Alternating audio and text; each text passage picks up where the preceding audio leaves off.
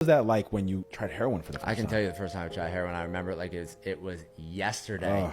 Bro, so I went to, this is so nuts. This story is fucking great. The end of my first run, like my first run before I go to rehab for the first time, I'm like 10 grand in the hole to a bookie. I owe my drug dealer money. And I kind of talked my dad into paying some of that shit off, went home.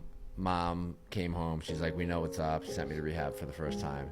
I go to rehab. I'm married at the time, and I signed this contract in rehab. It says basically like if I get high again, she's gonna leave me. And I woke up one morning, and they talk about this like with alcoholism and substance use disorder. It's like this blank spot that we have. If you would have told me the night before that I was gonna drink the next day, I would have said you were crazy. But I woke up, and it was just like the decision was made.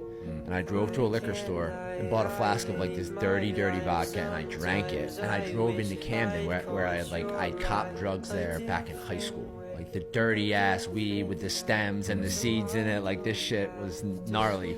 But I remembered how to get to the set all the way back from high school. So it was like third dumpster on the right, you know? So I drive my car in.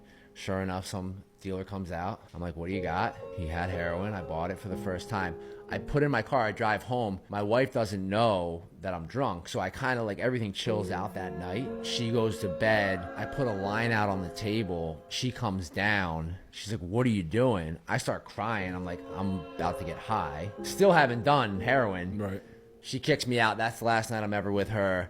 And then the next day, like I had some more shit in my car. It's the first time that I try heroin. So that's basically like end of 2010, early 2011, and I ended up getting sober in August of 2011. So for the next 8 months, it was off to the races. Right.